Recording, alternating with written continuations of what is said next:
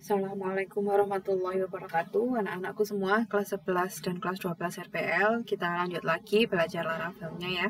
Kali ini kita akan mengenal apa itu blade templating. Blade template dan juga tentang view pada model MVC ya. Nah, untuk lebih jelasnya kita akan seperti biasa kita langsung praktek sambil Bu Dewi jelaskan tentang view dan blade. Nah, anak-anak kalau kalian amati, kalian membuka alamat rootnya localhost 8000 ini, kalian akan mendapatkan tampilan seperti ini. Tampilan ini adalah hasil dari file ini, welcome.blade.php yang berada pada folder resource. Di dalam folder resource ini ada folder views, kemudian di dalamnya ada welcome.blade.php. Nah, kode HTML ini yang ada di sini, ini ketika di render dipanggil oleh root yang ini, dia menampilkan halaman seperti ini.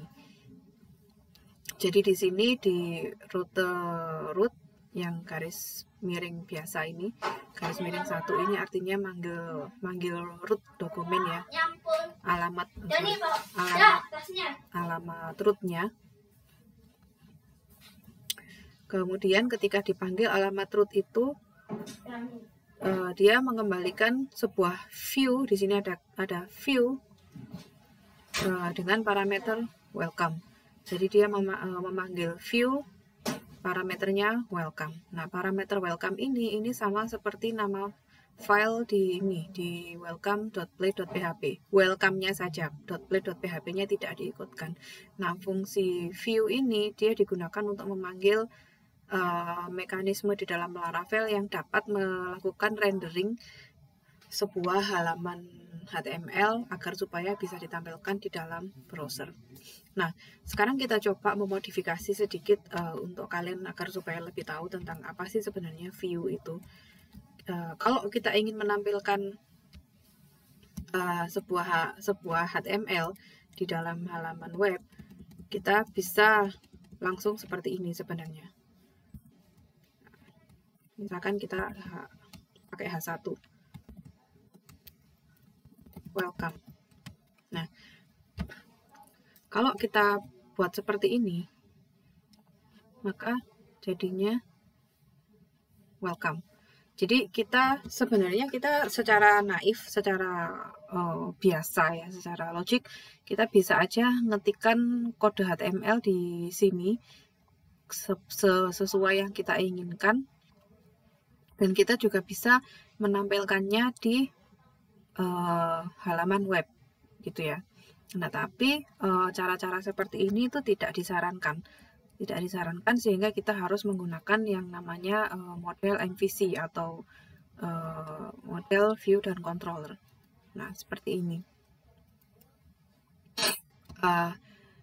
Ketika kita melakukan request itu kita melakukan klik pada halaman web atau kita membuka suatu alamat tertentu atau suatu rute tertentu pada address bar, kita kirim dia melalui di sini misalnya localhost 8000, kemudian kita enter.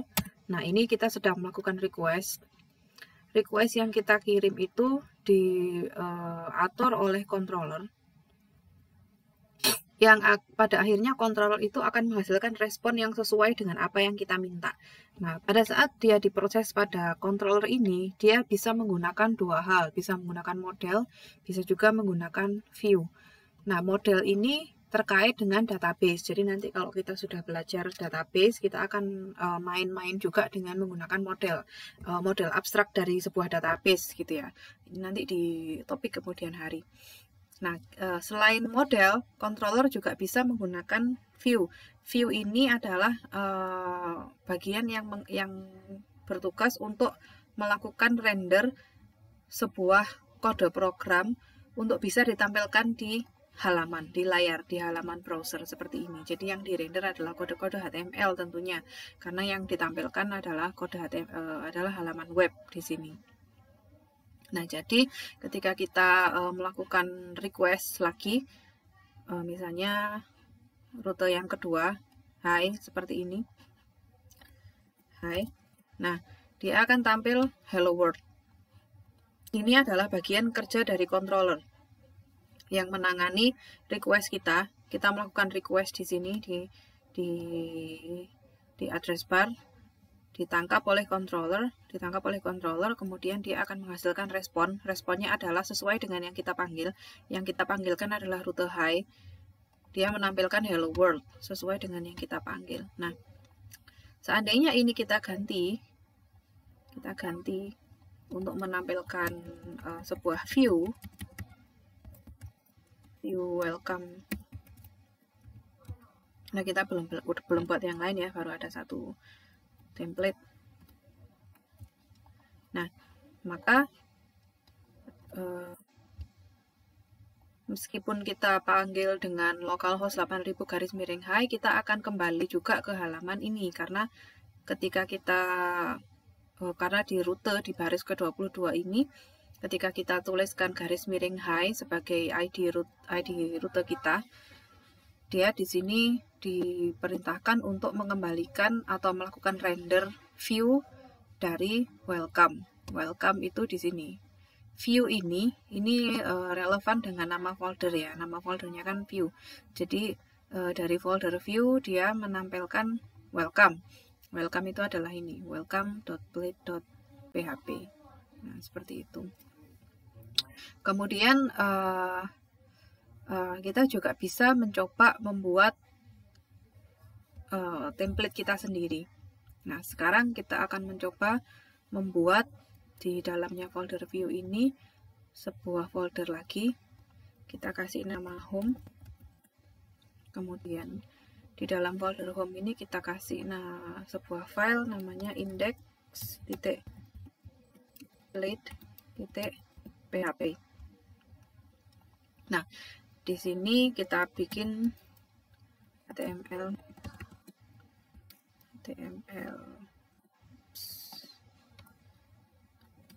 Sorry kok jalan-jalan sendiri ya. HTML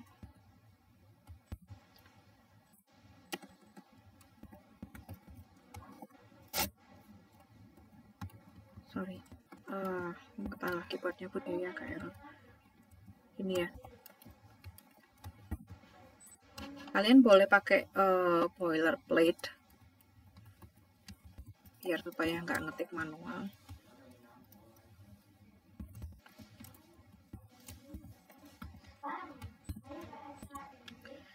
Di sini ada H1 welcome home. Nah, sini kita sudah punya satu halaman yang diberi nama dengan halaman index. Jadi blade.php ini adalah extensionnya ya, dan pada saat kita panggil halaman ini blade.php ini tidak perlu kita sertakan. Nah, sekarang ada beberapa hal yang harus kamu ketahui, bahwa sebaiknya nama view itu disamakan dengan nama rute. Jadi nanti misalnya ini yang akan kita pakai ya. Akan kita pakai di sini, saya ganti namanya menjadi home.index seperti itu.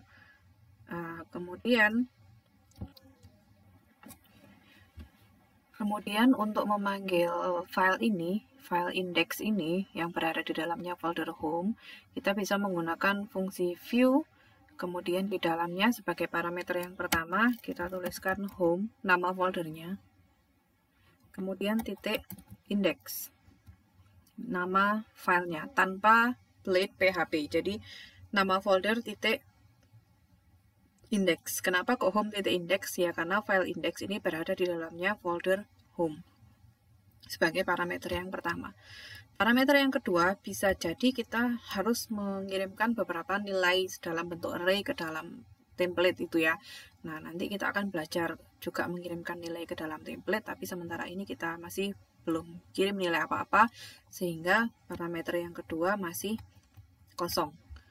Nah, kemudian jangan lupa kita ganti route-nya sesuai dengan index ya, sesuai dengan nama view-nya. Nah, ini akan memudahkan kalian dalam mengingat-ingat rute yang mana itu akan menuju ke halaman kemana. Jadi, di sini nama rootnya diberi nama home titik index. Ini sama seperti view-nya. View-nya kan ada di folder home, filenya index. Jadi, nama rutenya dibuat seperti itu. Kemudian, alamat rootnya kita kasih index juga supaya kita bisa ingat, oh kalau misalkan kita panggil dengan localhost 8000/index, maka dia masuk ke halaman home index. Nah, sekarang kita coba.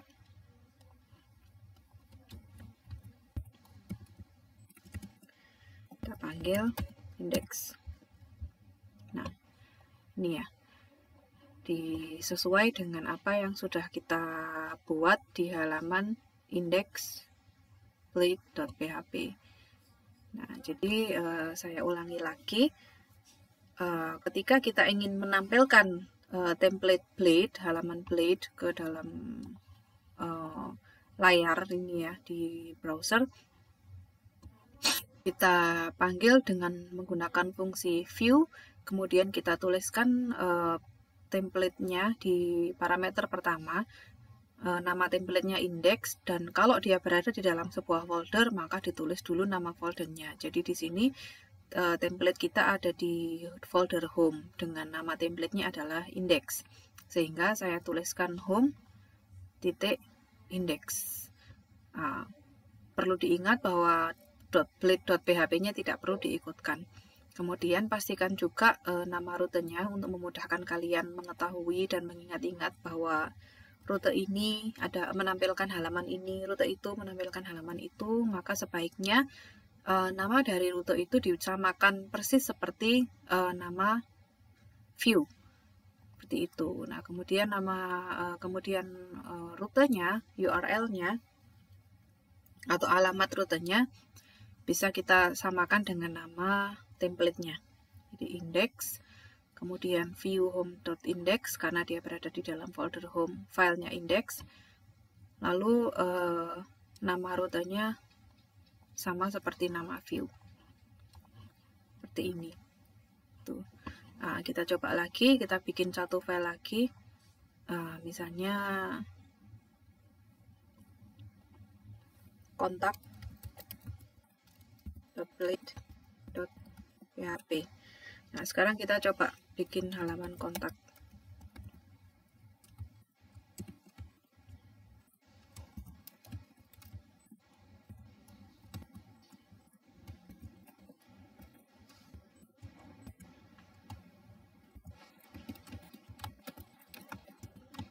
Nah, kita coba bikin halaman kontak as seperti ini. Dan akan kita panggil dengan membuat sebuah rute baru. Route get. Kita kasih dia namanya kontak. Kemudian ini function.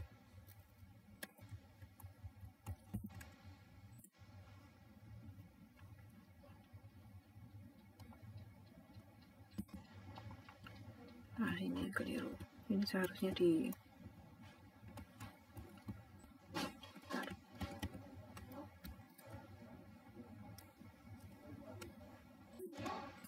ini. Nah, kita return view, nama foldernya home, nama template-nya adalah kontak. Kemudian parameter kedua adalah sebuah array kosong. Kemudian kita beri nama name titik kontak. Jangan lupa titik 2. Nah, seperti itu. Kita coba.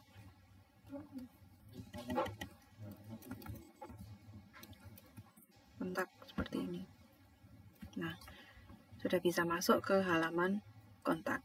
Nah, jadi saya harap sampai sini kalian sudah mengerti bagaimana cara kerjanya untuk membuat view, ya. Selanjutnya anak-anak kita akan belajar bagaimana supaya setiap template itu bisa menjadi turunan dari template lain ya. Ceritanya begini, kita kan punya dua file nih, kontak dan indeks ya. Nah, kalau kalian amati, file kontak dan indeks ini memiliki kesamaan kode program ya. Jadi ada HTML, head, body, H1, HTML, head, body, H1. Kan sebenarnya kan mirip sekali, hanya yang berbeda di kontennya saja. Nah, di Laravel ini kita bisa membuat sebuah template layout di mana kita nggak perlu lagi ngulang-ngulang ngetik kode program yang sama pada setiap halaman template. Tapi kita cukup membuat satu layout saja dengan kode program yang nanti maunya kita pakai di seluruh halaman web yang lain, di seluruh halaman yang lain. Kemudian kita tinggal mewarisi dari layout itu saja. Gitu ya. Jadi kita nggak perlu lagi berulang-ulang ngetik bagian-bagian tertentu ini yang setiap halaman kan ada semua nih kan, kita nggak perlu lagi ngetik-ngetik lagi. Kita tinggal melakukan pewarisan aja ke dalam ke layout-layout yang sudah kita buat sebagai template. Nah, sekarang kita bikin sebuah file baru. Di dalamnya view kita kasih folder, kita kasih nama dia layout. Kemudian di dalamnya layout ini kita kasih file app.php.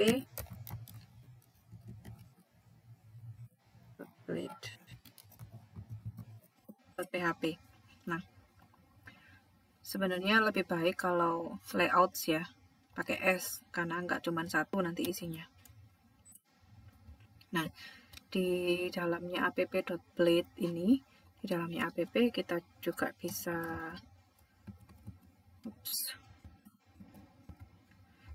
bikin boilerplate untuk HTML seperti ini, yang pada akhirnya nanti di halaman-halaman lain seperti pada halaman kontak dan halaman indeks ini kan maunya juga memiliki kode program ini yang sama, yang berulang-ulang, yang pasti di semua halaman pasti ada. Sekarang bagaimana agar supaya file ini bisa dipakai di file yang lain, kode program ini bisa dipakai di file yang lain tanpa harus diketikkan ulang di setiap halaman ini. Nah, sekarang kita akan coba kenalan dengan yang namanya directive. Sekarang kalian lihat dulu di sini. Nah, title-nya saya buat Laravel app. Kemudian setelah itu kita bikin sebuah directive yang namanya adalah yield. Kemudian kita isi dengan parameter yaitu title. Nanti akan Bu Dewi jelaskan apa itu yield itu. Kemudian di dalamnya kita coba bikin sebuah div. Kemudian kita kasih parameter directive yield lagi. Kemudian di dalamnya dikasih parameter konten.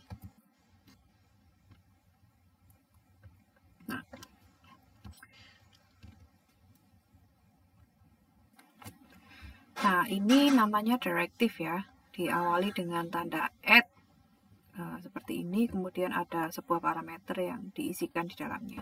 Nah, sekarang kita lanjut dulu, nanti kalian akan paham apa itu sebenarnya yield itu dan apa dia fungsinya. Kita kembali di halaman indeks. Hapus semua kode program di situ. Kemudian kalian buat sebuah directive yang namanya extends. Nah, extends ini adalah directive di mana dia digunakan untuk mewarisi sebuah file yang lain. Jadi kalau kita pengen seluruh yang ada di sini, nggak hanya seluruh sih, bisa sebagian. Kalau kita ingin kode program yang ada pada file ini dipakai juga di file yang ini, kode program yang ada di app ini dipakai juga di indeks supaya bisa seperti itu, dan tanpa mengetik ulang lagi kita bisa menggunakan extends, kemudian kita tulis nama template yang kita warisi. Nah, template-nya ini kan ada di folder layouts ya, namanya adalah app. Nah, sehingga kita tuliskan di sini nama foldernya layouts, kemudian titik app. Ya, dengan cara seperti ini, extends, maka seluruh yang ada di dalamnya ini, yang ada di dalamnya app ini bisa kita pakai tanpa harus kita ngetikkan lagi gitu ya. Jadi di dalamnya file index ini kita nggak perlu lagi ngetik seperti ini. Kemudian kita coba kasih isi di dalamnya.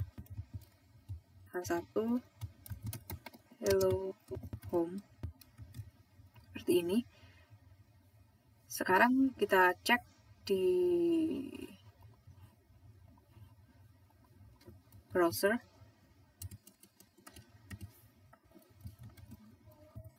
Seperti ini. Nah, tampil seperti ini. Kita sekarang coba inspect ya. Sekarang kita coba inspect. Nah, kalian amati kode programnya yang ada di sini di bagian inspect itu. Nah, di sini sudah ada head, HTML, head, kemudian ada body, ada hello home. Nah, kalian amati bahwa kode program yang ada di dalamnya app yang kita tuliskan tadi ini, itu masuk juga di halaman indeks ini. Nah, masuk juga di sini ada meta charset UTF, sama seperti ini. Ada meta name viewport, ada meta hpp equif, dan title laravel app yang sudah kita tuliskan di sini tadi. Itu juga muncul di halaman indeks ya. Cuman agak sedikit messed up ya, agak sedikit kacau sedikit gitu, karena kita belum menentukan bagian mana harus ditaruh di sebelah mana pada halaman indeks itu. Sehingga di sini ada H1 tapi di bawahnya ada title, kan harusnya nggak gitu. Nah, sekarang kita akan atur lebih manis lagi supaya kita bisa tata dia di halaman indeks ini, mana yang harus ditaruh di atas, mana yang harus ditaruh di bawah ke tempat yang semestinya. Jadi maunya kita itu mau menampilkan hello home ini di dalamnya body kan. Nah, kalau kita lihat layoutnya, seharusnya H1 hello home ini itu seharusnya tampil di bagian ini kan, di bagian baris ke-11 ini. Jadi nggak di tempat yang random gitu, apalagi di atasnya. Nah, sehingga kita bisa menata dengan menggunakan directive yang lain lagi yang dinamakan dengan section. Nah, parameter yang ditulis di dalamnya section ini itu harus kita sesuaikan dengan yang ada di dalamnya layout kita tadi. Di layout kita tadi kan welcome home-nya mau kita taruh di sini.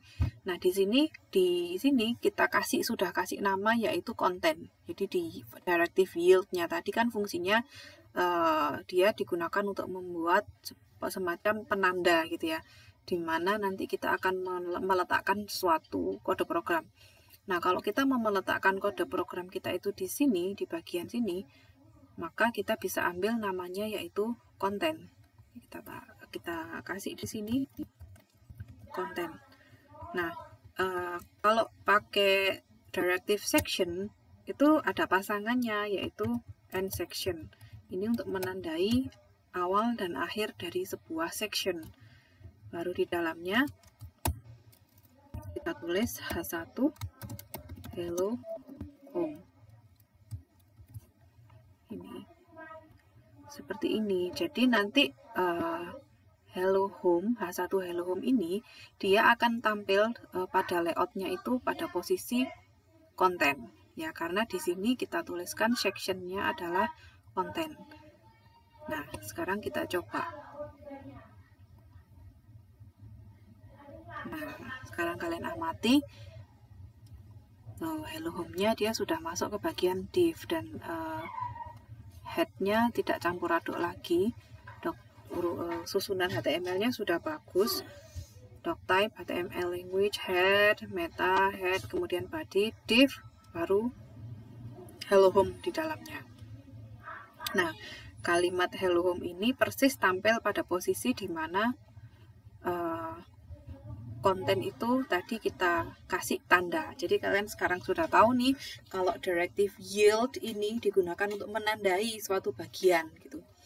Suatu bagian dari sebuah layout. Jadi bagian division ini itu ditandai dengan nama konten, sedangkan bagian yang ini ditandai dengan nama title. Nah, ketika kita melakukan pewarisan dari layout ini ke dalam halaman yang lain, kita nggak perlu lagi nuliskan lengkap seperti ini.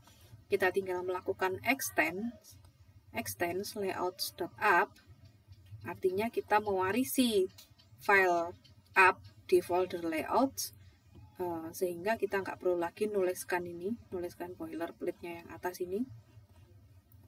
Lalu kita bisa menggunakan layout yang ada di dalamnya untuk menampilkan apa yang kita mau. Nah, kita mau menampilkan kalimat hello home. Kalimat hello home-nya ini maunya kita tampilkan di posisi ini, di posisi div ini.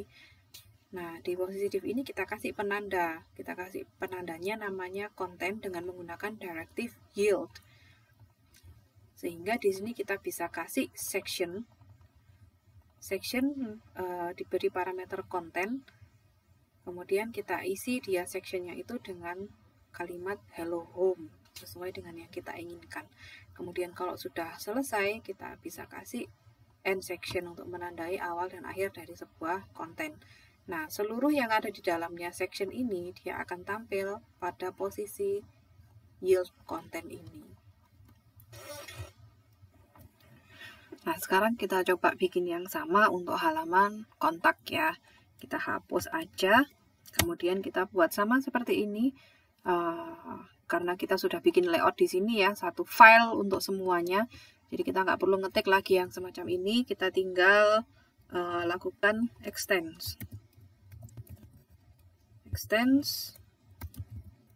layouts app, jangan lupa dikasih tanda petik ya. Nah, seperti itu, tanda petik. Kemudian di dalamnya kita bisa kasih section juga, section konten. Kemudian jangan lupa ada end section. Nah, di dalamnya kita bisa kasih